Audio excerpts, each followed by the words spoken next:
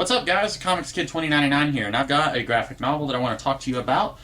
Beyond. This is a 6-issue miniseries that came out forever ago, written by the late Dwayne McDuffie and drawn by a man named Scott Kolins. And I want to start with the art because I usually forget to talk about the artwork in these reviews. The art is fantastic. I don't think I've ever seen Scott Kolins do anything before, but I want to seek him out because I really love his designs here. He doesn't really change any designs, but just the way he approaches these characters was very cool to me. It's kind of got a 1980s Keith Giffen vibe to it, and I'm a big fan of Giffen's artwork, and a lot of his stories for that matter, but I really like his art, and so Scott Kolins, I kind of like his art because it reminds me a lot of Giffen, and that's not a bad thing in my opinion, because if you're gonna be like another artist, at least you're choosing a really good artist to maybe not mimic may not be the right word to use because he may not be intentionally doing that, but I really like this art here, and so that is a big plus. The story, however, and I want to go ahead and say, like I said, Dwayne McDuffie passed away a few years ago, and I always feel weird reviewing something by somebody who is now deceased, because on the one hand, I feel like I should be pulling my punches a little bit, because nobody wants to say something negative about someone who is now dead.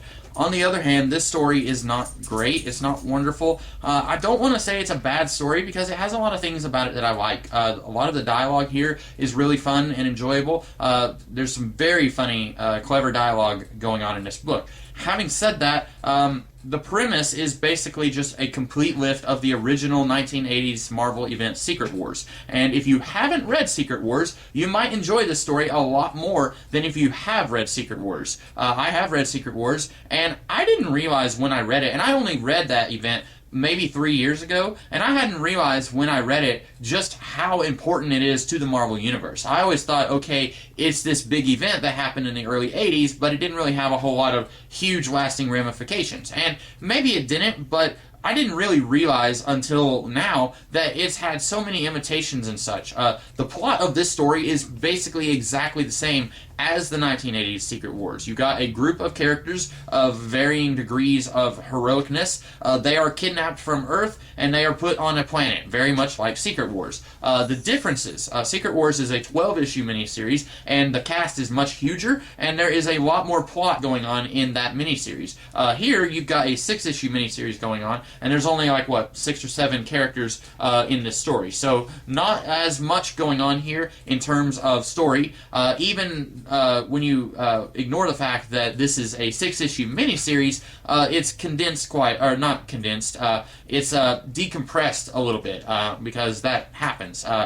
Writing and stories from the early to mid 2000s are a lot more decompressed than writing and stories from the early 1980s. I just almost lost my voice for a minute. So that's to be expected.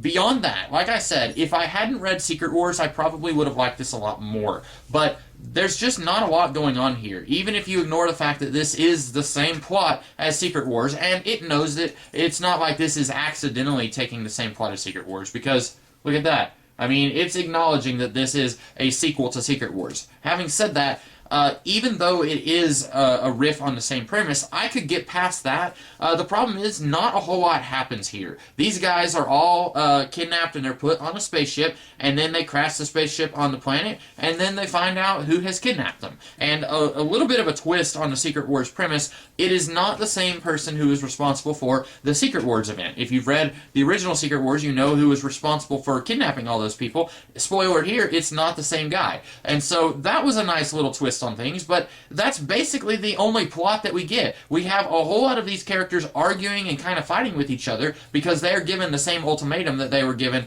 in the original Secret Wars. Kill each other and I will give you whatever you want. That was basically the same premise of the original series, and that's what we've got going on here. And so we've got a lot of these characters arguing with each other and disagreeing, and some of them are a little bit more okay with accepting this challenge than others are. Of course, the ones who are really good guys, like Hank Pym and the Wasp and Deathlock, I guess that's a spoiler, Deathlock isn't on the cover, but he's in the story. Some of those guys are much more against the idea of killing each other than some of the others.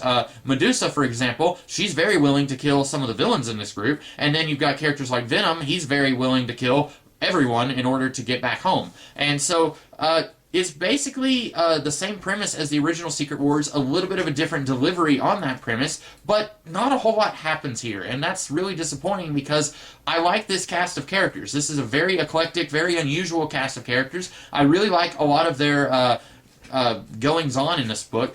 Some of the minor characters, I was really glad to see them. Characters like Gravity and the Hood. I've never read the Gravity miniseries that came out probably 10 or 12 years ago. I've never read that miniseries, but I have read the Hood miniseries, and I really like that character. And this miniseries, the Beyond miniseries, handles him a lot better than what Brian Michael Bendis did. And I don't want to turn this video into a diss on Brian Michael Bendis or a big session where I just bash everything that he did, but Brian Michael Bendis does have a tendency to take characters that nobody else is using, and then he will completely change them and do stuff with them that is basically just completely antithetical to what the original character was. For example, the Sentry or the Hood or the Grant Morrison Marvel Boy. He took all of those characters and he changed them to the point where they were almost entirely unrecognizable. And like I said, I don't want to turn this video into a big bashing session on Brian Michael Bendis, but this miniseries uses the Hood, and in my opinion, it respects that miniseries and that character and his character alignment, if you will. It respects all of that a lot more than what later stories with the Hood have done.